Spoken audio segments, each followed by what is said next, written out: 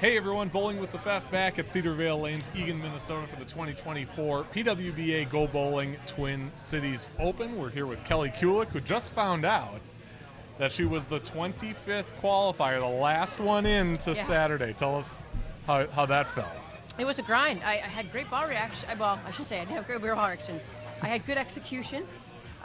Just try to slow down my brain and everything, and I just trying to find a couple of strikes. So it was a grind all night, but my last high game was my high game with 227. I threw the last 5 to get it. Snuck in to be the last number. With a score plus 147, Kelly Kulick. Yes! 147 or better will advance to tomorrow's Cashers round in the PWBA GoBowling Twin Cities Open. There's got to be some stress, some emotion, and then to make it, to find out you made it. Is that a lot to kind of take all at once? It is. It's like we describe bowling as a puzzle, right? And you know when you go to grab that piece and it looks like it's going to fit and you try to get it and it just doesn't fit the right way. So you're constantly trying to figure out the puzzle. And if 6 games, you think 10 frames in 6 games is a long time to do it. Sometimes it's not. There's obviously women scoring and bowling well, so you pay attention to the field, who's doing what ball they're using, what part of the lane they're in. So for me, I never give up to the last shot. And that's proof right there to get into the cut number. Yeah. How were you playing compared to maybe the people who you were crossing with? Were you inside of everybody or kind of? Actually, there were 2 other ladies on my pair that were in the same zone as I was, very similar. We all used different balls. 2 of us were on the same company staff. I was observant of what Peppy was doing. She made it in from Finland, and what their shapes were. I actually had to change my hand position to try to get the ball to roll forward and blend out the front to back part of the lane. So it always helps when you have someone on your pair that's bowling good to observe and kind of get an idea of where they're sliding, where they're crossing at. That's very much helpful, but it's still paying attention to the field. But crossing with Pepe and Ashley Galante was very helpful for me tonight. Yeah. This, of course, the first event, the national tour this season. Is there some, I guess, getting accustomed to being back in this grind, or do you feel like you're able to hit the ground running right away? I feel like I am energized to keep going. The point, sometimes some of the ladies come out and they're not sharp because they're not in this competition mode. You have to train your mind, you have to train your body to be prepared for anything. Like right now, I'm going to be sore and tired tomorrow, but it's mind over matter, right? It's only 12 or 13 events. You have to take each event for what it is, still one shot at a time, and just do your best. But I came out to bowl this year, so I'm excited for the rest of the season.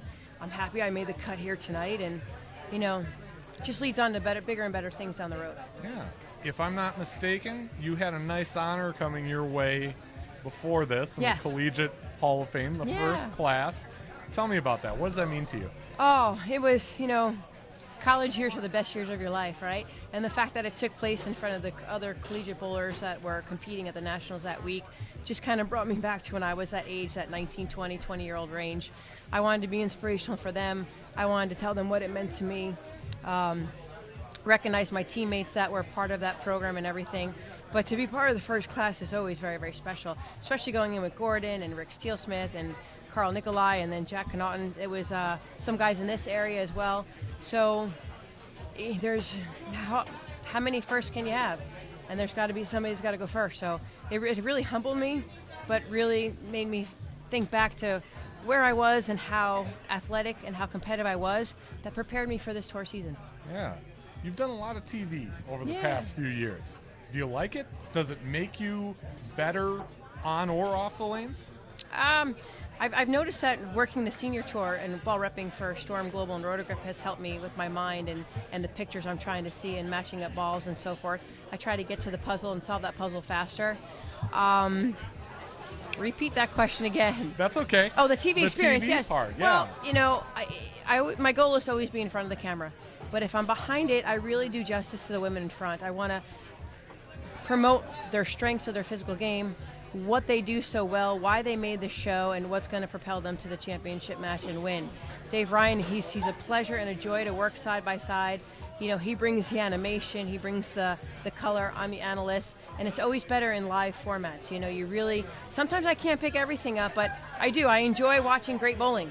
And that's whether it's hard or easy, you're always going to have great bowling to observe and watch. And I enjoy knowing that if this chapter ends as a bowler, maybe this is another chapter that continues to be in the bowling industry. Yeah, we've got about, a little less than 12 hours till Yeah. we're back here tomorrow. What do you do? How do you prepare? Well, I actually am going to drill at one more ball. I'm only 50 or 60 pins away from the top 12 spots. I go back and I visualize where I want the ball to do, kind of the pictures on the lanes I saw. My spare game was very good today. Try to minimize the amount of splits and make better choices faster. That's all you can do, right? You're trying to guess quicker. Your hypotheses, come to you faster, and it helps when there's less bowlers in the field. More roll-ups can be observant and everything. But go back, have a nice healthy dinner, try to take a hot shower, release all the inflammation out of the body, and come back with a new beginning tomorrow. Anything can happen. We're looking forward to seeing Me it. too. Kelly Kulick, thanks so much for the time, and thank you for watching. Be sure and keep it here on the channel for more content from the 2024 PWBA Go Bowling Twin Cities Open.